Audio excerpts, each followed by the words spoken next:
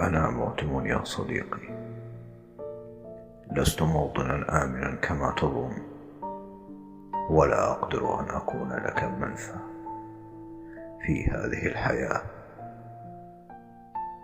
فأنا أغرق في حزني كل يوم ولا أستطيع إنقاذ نفسي.